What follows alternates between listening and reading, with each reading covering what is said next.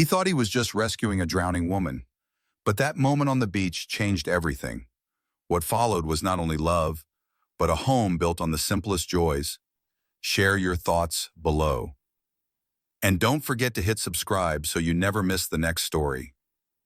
The waves at Cannon Beach had been rough all morning, rolling higher than usual, their white crests crashing against the rocks with a steady roar. Ethan Walker had brought his 6-year-old daughter, Mia, for what was supposed to be a quiet day by the shore. A little sandcastle building, maybe flying the small kite she carried everywhere. But then he saw her, dark hair tangled in the surf, body limp, drifting where the water met the sand. His heart lurched without a second thought. He dropped his jacket, sprinted into the waves, and pulled her toward land. Mia's scream pierced the air. "Daddy, she's not moving." Her small hands clutched at his wet shirt, her eyes wide with terror. Ethan knelt in the cold sand, ignoring the sting of salt water dripping down his face. His chest pounded, his breath uneven, but his hands were steady as he tilted the stranger's head back, checked her airway, and began compressions. 1, 2, 3. Breathe. His voice shook as he barked for someone nearby to call for help, but his eyes never left the woman's pale face. Is she going to die? Mia's voice quivered, her tiny fist trembling against his arm. Ethan forced his own fear down. No, sweetheart, she's not. He prayed those words would hold true because he wasn't sure himself. His palms pressed against her sternum, rhythm relentless, every count a plea. Then suddenly a gasp. Water burst from her lips. Her body jolted as if startled awake. She coughed violently at first, then drew in a shaky breath. Relief crashed over Ethan like another wave. He fell back on his heels, chest rising and falling as if he just surfaced from the ocean himself. The woman blinked, dazed, her voice. What? What happened? Ethan steadied her by the arm. You were drowning, he said softly, though his words carried the weight of what could have been. You blacked out. I pulled you out. Mia edged closer, still clinging to Ethan, but unable to take her eyes off the stranger. Her little voice was almost a whisper. You scared me. The woman turned her head, her face pale but her gaze gentle. She reached out with trembling fingers, brushing Mia's hand as if it were the most natural thing to do. I'm sorry, sweetheart. I didn't mean to. Ethan draped a towel from his bag over her shoulders, his touch firm but careful.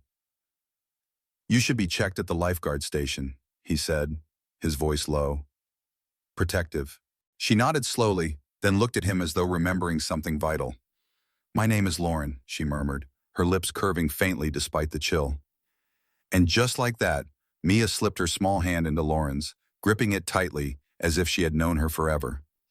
Ethan glanced at the sight, his daughter's fragile trust meeting a stranger's weary strength, and something unspoken flickered in his chest on that windswept shore. With the tide pulling back and the gulls circling above, the three of them stood together, not yet knowing how much this single moment would change the rest of their lives.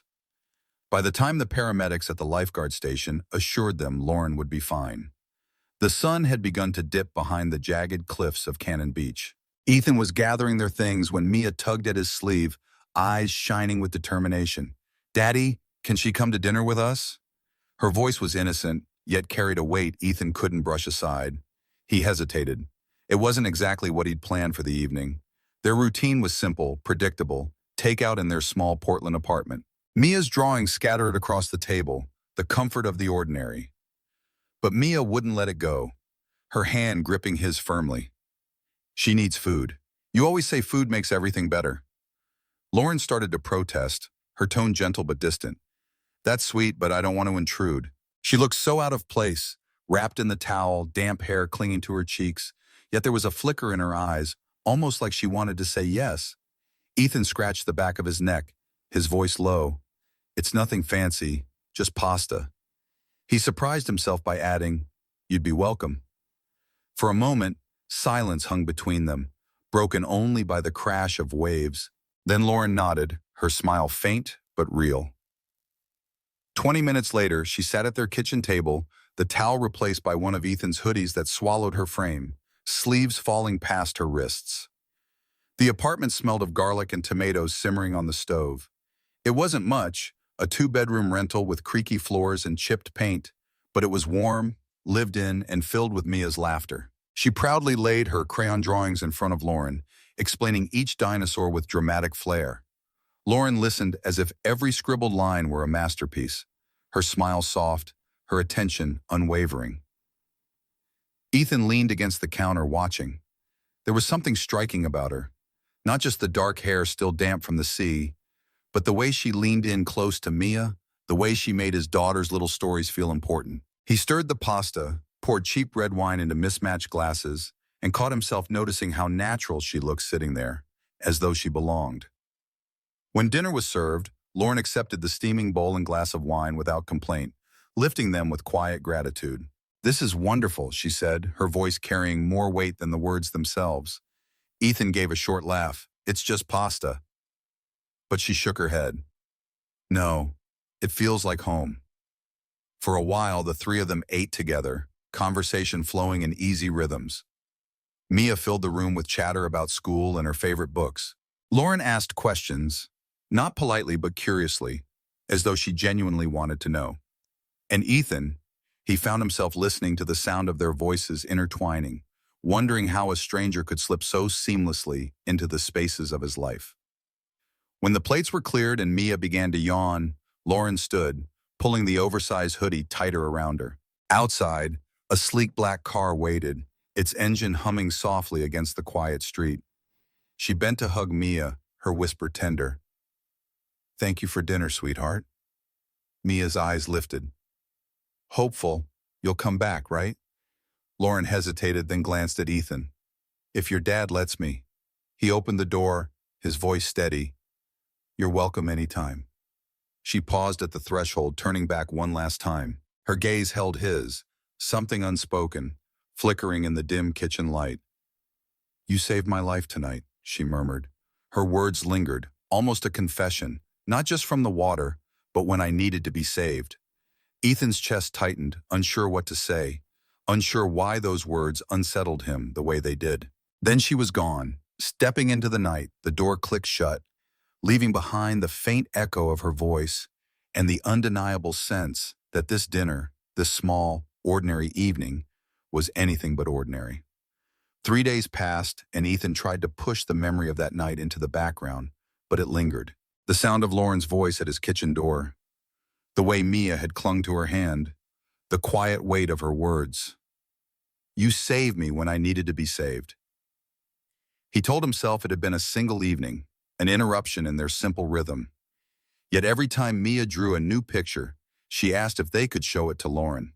Every time Ethan reached for the jar of pasta, he remembered how she had smiled over their mismatched glasses of wine. By the third morning, he was back on site, hammer in hand, sweat beading across his brow as the old brownstone creaked under the strain of repair. Dust clung to his shirt, the air filled with the scent of sawdust and plaster. He was halfway through installing drywall when his phone buzzed, number unknown for a second. He considered ignoring it, then something in his chest told him to answer. "Ethan Walker," he said, pressing the phone to his ear. There was a pause, then a voice, soft, careful, and immediately familiar. "It's Lauren, from the beach." His heart jolted in a way he hadn't expected. "Yeah, I remember. I was hoping I could talk to you." Her tone carried hesitation, as though she wasn't used to asking for anything. Ethan wiped his dusty hands on his jeans, glancing around the unfinished room. "Now's not great. I'm on a job. Then I'll come to you." He blinked. "Surprised? You don't even know where I am. Text me the address, please." An hour later, a black SUV rolled up to the curb, gleaming against the grid of the neighborhood. Ethan stepped outside, arms crossed, dust still clinging to his hair. Lauren emerged, dressed in tailored slacks and a silk blouse that looked impossibly out of place among the cracked sidewalks and piles of nails. Yet she walked with purpose, careful where she placed her heels, as though determined not to let the contrast define her. "You didn't have to come all this way," Ethan said, pulling off his gloves. "I wanted to." She looked around the site, her gaze moving across the exposed beams and broken windows. "Is this what you do full-time when the work's steady?" he replied. She stepped closer, lowering her voice. "I came to thank you properly. That night, I wasn't thinking clearly. I left too quickly. I never asked if you were okay." Ethan leaned against the frame of the door, studying her. I was fine, not shaken, not even a little. He looked down at his callous hands. I've seen worse. Something flickered in her eyes, but she didn't press. Instead, she drew a quiet breath. Would you let me take you and Mia out to dinner? He raised an eyebrow. You tracked me down just to offer dinner. She gave a small laugh, almost embarrassed. I know how that sounds. Maybe I feel guilty. Or maybe, she hesitated, then met his gaze. Maybe I just want to see you both again for a moment. Ethan said nothing. Ethan. The city hummed around them, a car horn in the distance, the scrape of wood against metal. He thought of Mia's face when she'd asked if Lauren would come back. He thought of the way Lauren had listened, really listened, at their little kitchen table. Finally, he exhaled slowly, a wry smile tugging at the corner of his mouth. All right, dinner. Her shoulders eased, relief softening her features. Saturday night, Saturday works, he said, brushing plaster dust from his shirt. But fair warning, it won't be a steakhouse. Lauren's smile widened, something genuine breaking through the polish. Good. I wasn't thinking steakhouse anyway. And just like that, the door to something more creaked open, fragile, but undeniable. Right there on the steps of an old Portland brownstone. Saturday came with skies clear enough to make Portland feel softer than usual. The kind of day when families spilled into parks, music drifted through the air, and food trucks lined the streets like a carnival. Ethan wasn't sure why he'd agreed. Maybe it was Mia's excitement. Maybe it was the way Lauren's voice had carried something more than guilt when she asked. Whatever the reason, he found himself walking hand in hand with his daughter toward the chaos of Lincoln Park. Lauren was already there, waiting near a taco stand, her hair loose and windswept, a cup of lemonade in each hand. She looked nothing like the woman he'd pulled from the water. And yet somehow exactly the same, polished but present, out of place but unbothered. When Mia spotted her, she broke free from Ethan's hand and raced forward. Lauren crouched down to meet her, offering the lemonade with a grin. I already found the best churros. Want to help me find the worst hot dog? Mia giggled, nodding with the kind of energy only a 6-year-old could carry. Ethan caught up, shaking his head as he took the second cup. You don't seem like the kind of person who eats food off a paper plate. Lauren's smile tilted, amused. You don't seem like the kind of man who installs drywall with perfect seams. But here we are. They moved through the rows together, sampling tacos, fries, sliders, and more. Mia leading the charge with wide eyes and sticky fingers. Every stand they stopped at. Mia insisted on a score out of 10. Lauren played along, dramatic in her delivery, declaring one taco a 6.5 because it dripped salsa on her sleeve, and another a 9 because it made her eyes water from spice. Ethan watched her laugh when Mia dared her to bite into a ghost pepper slider, her eyes watering as she fanned her face with the flimsy paper tray. For a moment, she wasn't the poised woman in designer clothes. She was just someone willing to be messy, to be real. Later, after Mia ran off to chase bubbles with a crowd of kids near the fountain, Ethan and Lauren found a quieter spot beneath the string lights. He studied her for a moment, arms folded across his chest. You always have a driver waiting, tailored suits, expensive shoes, and you don't exactly blend in at a food truck festival. She glanced down at the grass, then back at him. I didn't tell you the other night because I didn't want you to look at me the way most people do. Her voice softened. My father built hotels, a whole chain of them. When he died last year, he left everything to me. And suddenly, everyone stopped seeing me as a person and started seeing me as a bank account. The words hung heavy in the air. Ethan didn't flinch, didn't lean closer, didn't back away. He just let the silence stretch before speaking. I don't need your money. Lauren, I know, she whispered, her eyes holding his. Across the park, Mia's laughter rang out as she spun in circles with the bubbles, carefree and oblivious to the weight of adult truths. Ethan followed the sound for a moment, then looked back at Lauren. There was something in her gaze, a plea, maybe, or the quiet relief of finally being seen. The night wound down with sticky fingers, tired giggles, and a promise of churros to take home as Ethan lifted Mia into his arms, her head dropping to his shoulder. Lauren walked beside him, no longer the stranger he'd pulled from the ocean, not just the woman who'd sat at his kitchen table.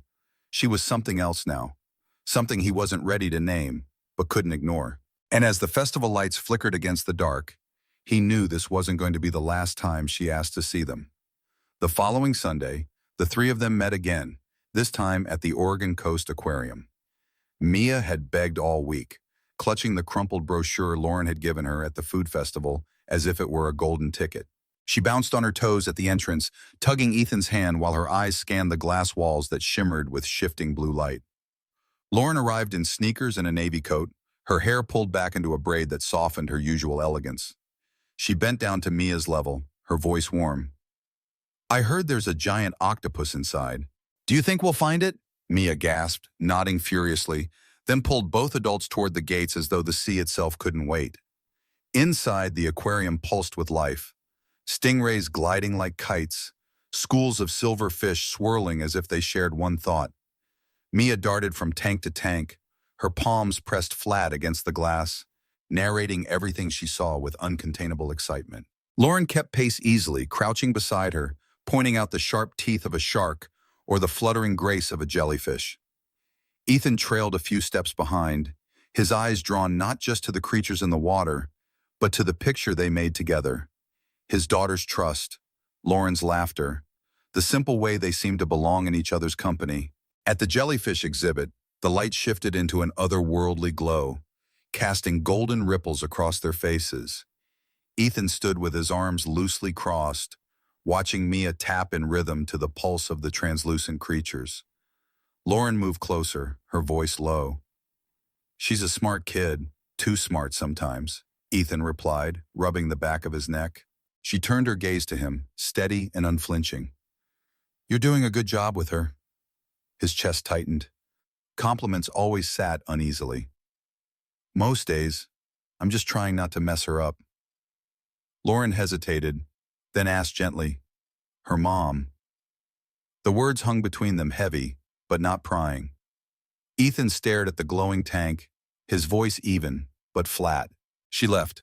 No big fight, no lawyers, just a note on the fridge and her keys on the counter. Mia was too." Lauren's eyes softened. "You must have been furious." He shook his head. "I didn't have time for fury. I had a toddler to feed and a job to find." Numb was easier for a moment. Silence filled the space between them, broken only by the hum of water filters. Then Lauren spoke, her voice quieter than the ripple of the tanks. "My mother left too. I was 9. She said she couldn't breathe in my father's world, so she went to find herself. She sent postcards the first year. After that, nothing." Ethan turned to her, searching her face. "I'm sorry." Lauren gave a faint smile, though her eyes glistened. "I stopped waiting for the mailman when I was 10. The weight of her confession pressed against him, not because it shocked him, but because it mirrored his own. Two people, shaped by absence, standing in front of a glass wall of fragile creatures that survived by drifting together. Just then, Mia came running back, her small hand grabbing Lawrence's. "There's a penguin feeding in 5 minutes. Hurry." Lauren laughed softly, squeezing the girl's fingers. "Lead the way." She glanced at Ethan as Mia tugged them forward. Her smile was small, but it carried something deeper, something unspoken. Ethan walked beside them, shoulders brushing, and for the first time in a long while, he felt the sharp edge of the past dull just slightly. In its place was something fragile, unexpected, and quietly hopeful. The weeks after the aquarium seemed to slip by in quiet rhythm, but something had changed. Lauren no longer felt like a visitor who had stumbled into their lives. She returned again and again, sometimes with board games tucked under her arm, sometimes with tickets to a puppet show Mia had seen in a flyer at school. She never stayed long, never overstayed. Yet, her presence filled the apartment in ways Ethan hadn't realized were missing. Mia grew used to the sound of her knock, the sweep of her coat as she stepped inside, the way she always bent first to greet the child before even glancing at Ethan. "What masterpiece did you draw today?" she'd ask. And Mia would beam, running off to fetch a crayon-scribbled dinosaur or a castle with stars scattered above.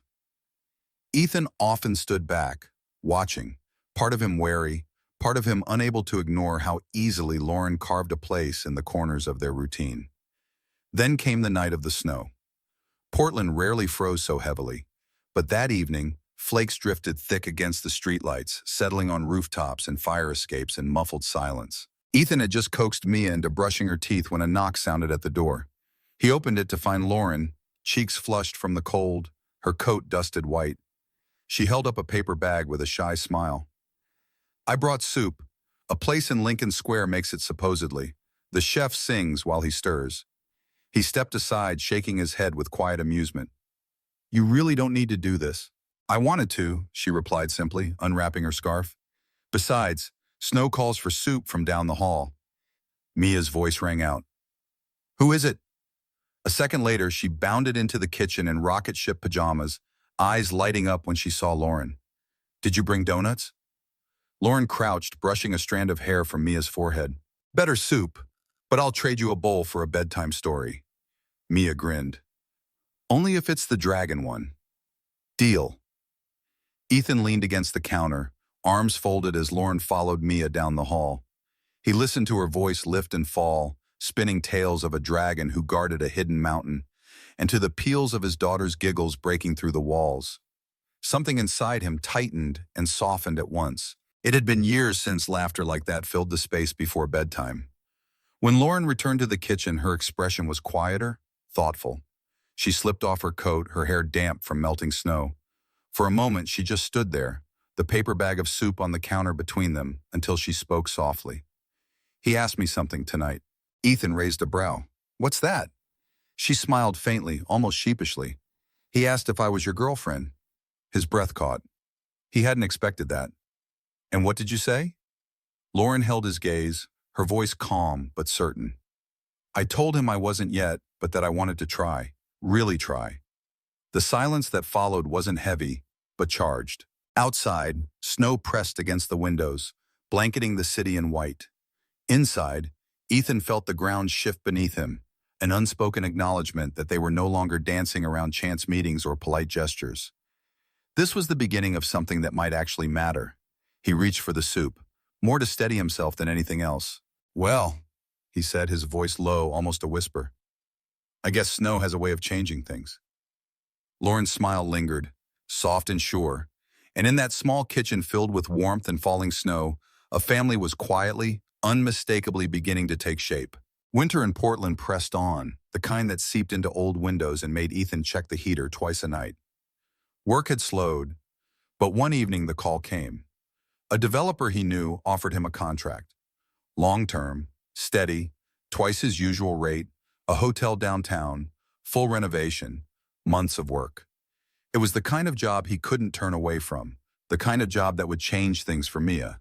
But the thought of late nights and endless hours pulled at him like an undertow. He told Lauren about it over takeout. Cartons of lo mein spread across the coffee table. Mia was building a Lego tower nearby, humming softly to herself. Ethan's words came carefully. "Heavy. It's good money, but it's a lot of hours. I'd need help. Real help." Lauren set down her chopsticks, meeting his eyes without hesitation. "Then let me help." He searched her face, unsure if she understood. Not just visits and fun weekends, early mornings, parent-teacher meetings, laundry that never ends. All of it. Her answer was simple. "I know, and I want all of it." At first it felt strange, almost fragile, this shift from visits to daily life. But soon, routines began to bend around her presence. Lauren insisted on handling school pickups when Ethan worked late. She folded laundry with Mia perched beside her on the couch, even if she never quite figured out how to match socks. She tried cooking one night, burning a grilled cheese so badly that Mia wrinkled her nose before declaring it's still kind of awesome. They laughed until tears ran down their cheeks, and Ethan realized the mistakes mattered less than the effort. There were rough edges, too. Lauren's car was too polished for the cracked lot at Mia's school. Ethan worried about whispers, about her world colliding with his too quickly. But when Mia's hand slipped easily into hers, when Lauren crouched to tie a shoelace or clapped from the bleachers at a school play, those worries dulled. She wasn't trying to replace anything. She was simply showing up, and that made all the difference. Late one night, Ethan returned home after hours at the site, exhaustion heavy in his bones. He pushed open the door to find the living room warm with lamplight. Mia was asleep on this couch, a blanket tucked around her, and Lauren sat beside her with a book open across both their laps. She looked up, finger pressed to her lips, and Ethan just stood there, the weariness melding into something quieter, something he hadn't let himself feel in years. Later, when Mia was carried to bed and the apartment grew still, Ethan lingered in the kitchen. "You don't have to do all this," he said softly. Lauren shook her head. "I don't have to. I want to." The words landed with a weight he couldn't shake. For years he had carried everything alone, convinced it was the only way forward. And now here she was, burning sandwiches, folding shirts inside out, making mistakes that didn't matter because they were hers, because she was choosing to be here. In the quiet of that night, Ethan realized this was what balance looked like. Not perfect, not polished, but two people learning to hold the weight together, and for the first time in a long time, he let himself believe it might just last. The snow had only just begun to melt when Ethan asked Lauren to drive with him. He didn't say where. He only told her to dress warm. The morning was pale, the kind of light that made Portland's edges feel softer, as though the whole city was holding its breath. She sat beside him in the truck, quiet, watching the highway curve west until the land opened and the ocean spread wide before them. Cannon Beach was nearly empty that day, the sand damp and dark, the waves rolling in with steady rhythm. Ethan parked near the dunes, hands tightening on the wheel for a moment before he spoke. This is where it started. Lauren stepped out into the wind, pulling her coat close, her hair whipping across her face. Ethan joined her, boots sinking into the sand as he gestured toward the water. "Back when it was just me and Mia. I used to come here when I didn't know what I was doing, when everything felt too heavy." He paused, his gaze on the tide. It was the only place I could breathe. She looked at him, then her eyes steady, the cold flush on her cheek softening the sharp lines of her face. "You don't have to carry it all anymore," she said quietly. He turned toward her, his voice low, almost hesitant. "I don't have a ring, Lauren. Not yet, but I've got a toolbox full of things I can build, and I want to build something with you, with Mia, something that lasts." The words hung in the air, simple and unpolished, but they carried more weight than any diamond could. Lauren's eyes shimmered, tears caught in the salt air. She nodded, her voice breaking just slightly. "You already have for a moment." They stood there, the world narrowing to the sound of surf and the rush of the wind. Then Ethan reached for her, pulling her close as their lips met. Slow, certain, unhurried. It wasn't the kind of kiss meant for an audience. It was a promise carved into the cold air, sealed by the rhythm of the waves behind them. The gulls circled, their cries sharp against the sky. The tide swept forward, erasing footprints as fast as they were made. Yet in that fragile moment, something permanent settled between them. Not a grand gesture, not champagne or chandeliers, just a man who had built his life on grit and resilience, offering what he knew best, his steady hands, his willingness to try. His heart laid open on the sand when they finally stepped back. Lauren laughed softly, brushing the tears from her lashes. "Only you would propose with a toolbox." Ethan smiled, a rare, unguarded smile that reached his eyes. "It's what I know, and it's enough if you want it." She reached for his hand, lacing her fingers through his. "It's more than enough." They walked along the shoreline, their coats tugged by the wind, the ocean endless before them. And though the beach was the same place where fear and uncertainty had once nearly stolen her life, it was now a place of beginning, a reminder that sometimes the strongest promises are the simplest ones, spoken with sand beneath your feet and the future wide open ahead. The following spring, the city seemed to shimmer with newness. Ethan had never been one for tuxedos or ballroom lights, but when Lauren asked him to stand with her at the Bennett Foundation Gala, he couldn't say no. "It's the first one since my father passed," she'd said, her fingers intertwined with his on their worn couch. "I want you there. Not for the donors, for me." So there he was, shoulders squared in a rented suit that fit well enough, standing in the back of the grand hall while chandeliers glowed like stars overhead. The air was thick with perfume and polished laughter, the kind that came from people who'd never once worried about rent. Ethan felt like a misplaced puzzle piece in the glittering scene. But across the room, Lauren moved with practiced grace, her midnight gown catching the light, her smile easy but never empty. She glanced toward him often, eyes finding his through the crowd, and each time the knot in his chest loosened just a little. At one point, she slipped away from a circle of donors and crossed to him, her hand sliding into his. "You stayed," she whispered with a small smile. "I thought about leaving." He admitted still might if someone offers me foie gras again. Her laugh was soft, private, meant only for him. "You look good in a tux. No one's ever said that to me. Then I'll be the first." She led him through a side door into a smaller room lined with framed renderings and architectural boards. She stopped before one, her eyes bright. "This is what I wanted to show you." Ethan stepped closer, studying the plans. Open floor space, a gym, computer labs, light spilling through tall windows. "What is this?" "The new project," she said. "A community center here in Portland. After-school programs, job training, a safe place for kids who need it." She turned to him, her voice steady. "I want you to build it." He blinked, the weight of her words settling heavily in his chest. "Me, I trust you," she said simply. "You care about people. You don't cut corners. You know what it means to build something that lasts, not just something that looks good on paper. This isn't charity. Ethan, it's legacy, and I want you to lead it." For a long moment, he didn't speak. The man who had spent years patching drywall and hustling for odd jobs could hardly reconcile this. The faith in her voice, the certainty in her eyes. Finally, he nodded slowly. "Then I'll need a crew." "My crew, people I trust."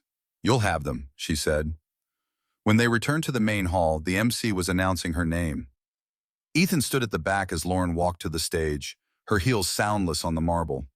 She took the microphone and the room hushed beneath the glimmering lights. She spoke of her father's legacy of privilege and responsibility of turning resources into opportunity. Then her voice shifted softer but firm. "This year, my life changed," she said, "not because of a deal or a title, but because someone reminded me what it means to be seen as a person, not as a balance sheet. He showed me that real strength isn't in what you own, but in what you build. And it's because of that, because of him, that tonight I can promise this community center will become a reality." The applause swelled like a wave, but Lauren's gaze found only Ethan standing tall at the back of the room. And in that moment, surrounded by chandeliers and whispers of wealth, he realized she hadn't just invited him into her world. She had given him a place to stand in it. The move happened quietly without champagne or ribbon cutings, just a moving truck rattling down a tree-lined street in Lincoln Park, and boxes stacked high in the back of Ethan's pickup. The house wasn't grand. 3 bedrooms, a porch with peeling paint, a yard big enough for Mia to run without bumping into walls. But the moment Lauren stepped inside, she whispered, "This feels like us." A month later, the place had begun to take on their fingerprints. Ethan had patched the loose boards on the porch himself, his tools scattered like old friends across the lawn. Lauren had chosen curtains with soft blues that caught the light in the mornings, while Mia had declared one corner of her room a future space station, complete with glow-in-the-dark stars. There was a swing now hanging from the porch beam. Ethan had built it one Saturday, Mia handing him nails as if she were his apprentice. That spring afternoon, the sky stretched wide and clear, the kind of blue that begged for kites. Mia darted across the grass, clutching the string as her bright red kite lifted higher and higher. She laughed so hard her voice carried down the block, pure and unguarded. Ethan leaned against the porch post, arms folded, watching her with a look that was equal parts pride and disbelief. Pride at the girl she was becoming. Disbelief at how far they had come to land in this yard, on this street, in this life. Beside him, Lauren sat on the porch steps, a glass of lemonade in her hand, condensation dripping down onto the wood. She was barefoot, her hair loose from its usual braid, her eyes soft as they followed Mia's every leap and stumble. "She looks free," Lauren murmured, as if afraid to break the spell. Ethan nodded. "She is more than I ever thought she'd get to be." The wind tugged at the kite string and Mia shouted, "Daddy, look, it's almost touching the clouds." Ethan chuckled, calling back, "Hold on tight, kiddo. Don't let it carry you away." Lauren laughed, her shoulder brushing his as she leaned closer. "You still think about the night on the beach every time I see her smile like that," Ethan admitted. "Back then it was just survival. Me and her against the world." Now he glanced down at Lauren, his voice dropping. "Now it feels like a life." She reached for his hand, weaving her fingers through his. "Not perfect," she said softly. Not perfect, he agreed, squeezing her hand, but ours. The screen door creaked open behind them, the faint smell of pancakes lingering from breakfast. Mia's laughter rose again as the kite swooped, the string tangling around her arms until she fell back into the grass, giggling. Lauren set down her glass, standing to brush the dirt from Mia's jeans, while Ethan came over to untangle the line. It was clumsy, messy, full of little interruptions. Yet somehow, it was exactly right. As the sun dipped lower, painting the sky in shades of gold, the three of them sat together on the porch, the kite resting limp in the yard. There were no chandeliers here, no marble floors, no polished crowds, just a swing creaking gently, a glass of lemonade growing warm, and the sound of a child's contented sigh. Ethan looked from Mia to Lauren, his heart settling into something steady, something he hadn't dared believe in. Happiness, he realized, wasn't in the grand moments. It was in the small ones. Porch swings, messy sandwiches, a kite against the sky, and sitting there with the two people who had become his world. He knew without a doubt that it was enough. Sometimes the most extraordinary stories aren't about wealth or grandeur. In the heartwarming tale of Ethan, a single dad whose simple act of kindness on Cannon Beach saved not just a stranger's life but sparked an extraordinary journey of love and belonging, we uncover a profound life lesson. True happiness blooms not from wealth or grandeur, but from the quiet, authentic connections we forge in our most vulnerable moments. Ethan, burdened by the weight of raising little Mia alone after her mother's abandonment, could have walked away from the drowning woman Lauren, a billionaire heiress disguised in her solitude. Yet, his instinctive CPR and protective embrace opened doors to a world where mismatched wine glasses, burnt grilled cheeses, and kite-flying afternoons became the foundation of a family. This story tugs at our hearts, reminding us that life's richest treasures often arrive unannounced, wrapped in humility and grit. Lauren, drowning not only in the waves but in the isolation of her inherited fortune, found salvation in Ethan's unpretentious world, where love wasn't measured by bank accounts but by shared laughter, bedtime stories, and the willingness to show up, day after imperfect day. It's a poignant nudge that we all carry unseen scars, from lost loved ones to unspoken loneliness, and that one compassionate act can rewrite destinies, turning strangers into soulmates and fragmented lives into wholesome homes.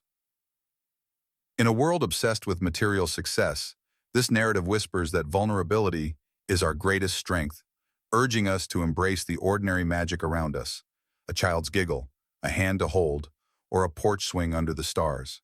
It evokes tears of recognition for who hasn't yearned for that sense of being truly seen. As Ethan's toolbox proposal symbolizes, enduring love is built with steady hands and open hearts, proving that second chances aren't fairy tales. They're real, raw, and reachable. If this story stirred your soul, reflecting your own experiences of unexpected grace or simple joys, share your thoughts in the comments below. What moment in your life taught you that love conquers all? And don't forget to hit subscribe for more inspiring tales of hope, resilience, and the beauty of everyday miracles that remind us we're never truly alone. Let's keep the conversation going. Your story might just inspire someone else.